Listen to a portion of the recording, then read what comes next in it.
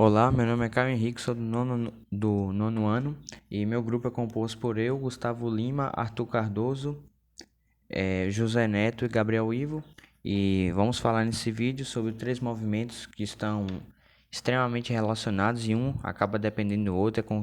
Aconteceu no mesmo contexto, praticamente na mesma época, que foi o Festival de Woodstock, o movimento hippie e também o movimento de contracultura, além de atitudes no individual que acabam influenciando no coletivo e vice-versa, né? Também atitudes que no coletivo que acabaram interferindo no individual, e na década de 1960 nós temos inúmeros exemplos disso.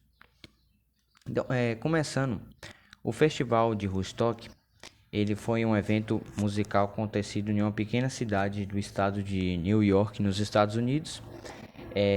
Foi um evento realizado por quatro jovens com a faixa etária de cerca de 20 anos de idade, e eles queriam investir o seu dinheiro em um grande evento. E acabou dando muito certo, porque esse evento ele superou as expectativas, atraindo um público de cerca de 500 mil pessoas.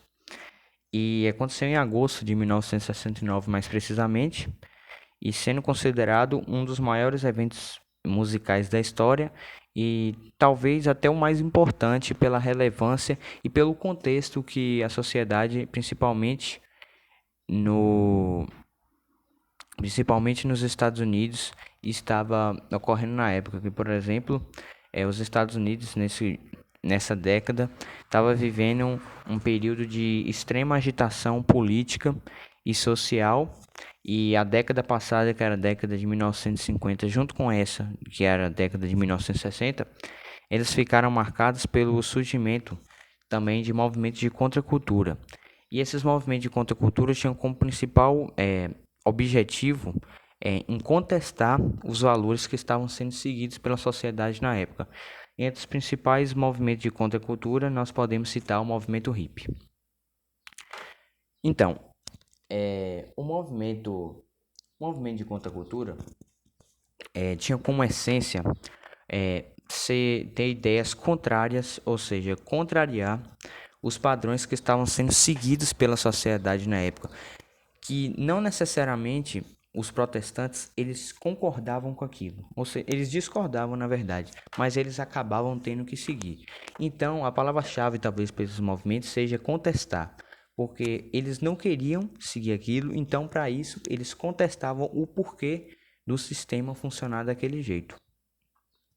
E essas ações foram também produzidas por jovens, por conta do extremo desgaste é, enfrentado por eles nas regras que eles não criaram, mas como eu disse, eles tinham que obedecer.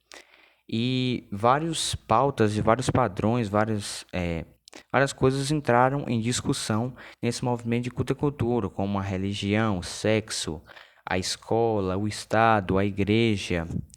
E a rebeldia foi marcante nessas ações de contracultura, porque através da rebeldia, ou seja, a não aceitação dos padrões que estavam sendo seguidos na sociedade na época, o movimento ganhou cada vez mais força e cada vez mais relevância. E assim, outros temas também como o feminismo, eles também estiveram associados ao movimento de contracultura. E também outros assuntos, como a discussão, por exemplo, sendo oposição a guerras e citando, por exemplo, a guerra do Vietnã como argumento.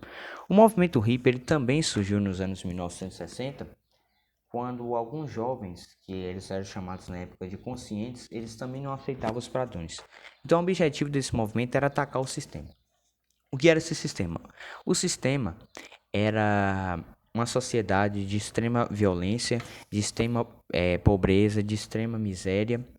E a origem da palavra hippie vem de hipster, que era utilizada para classificar ativistas do movimento negro.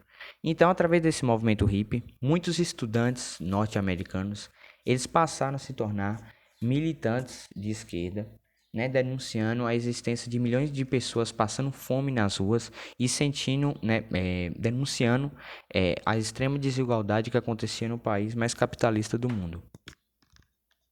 E nesse movimento, além de contestar algo, eles também tinham admirações por outras culturas, como a do Oriente, que eles poderiam usar como base para uma sociedade que eles queriam. Por exemplo, a cultura do Oriente, eles apreciavam muito, por exemplo, a alimentação natural. Então, era uma forma que eles usavam também, talvez, de certa forma, como bandeiras do movimento. E agora, a gente também pode citar atitudes no coletivo que acabaram influenciando no individual. Que, por exemplo, assim, uma pessoa de 90 anos, ela funcionalmente ela pode ser mais jovem do que uma pessoa de 65. E isso tudo tem a ver com os cuidados médicos e todas as ações que elas produzem. Por exemplo, um médico, ele pode acompanhar uma paciente de 90 anos e através de receita, não necessariamente 90 ou a faixa etária que esteja um pouco avançada, ou passando por algum tipo de dificuldade, ele pode receitar um remédio para uma pessoa, ou então receitar que essa pessoa pratique atividade física. E através disso, dessa atitude do médico e a pessoa seguindo aquilo que o médico pediu, essa pessoa ela pode ter uma longevidade de vida maior.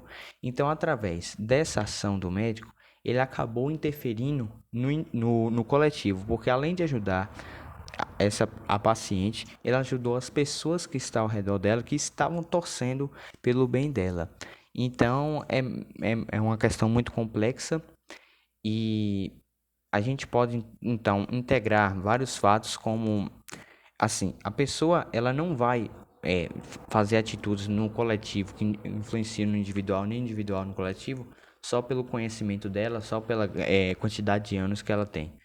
Vai depender do que ela quer fazer com essa atitude, se ela quiser fazer essa atitude para buscar o bem comum, ou então o bem de uma pessoa. Por exemplo, aí está em jogo diversos aspectos biológicos, psicológicos, cronológicos e aspectos de como eles preferem ou como eles querem viver em sociedade, se eles estão dispostos a ouvir e ajudar o próximo.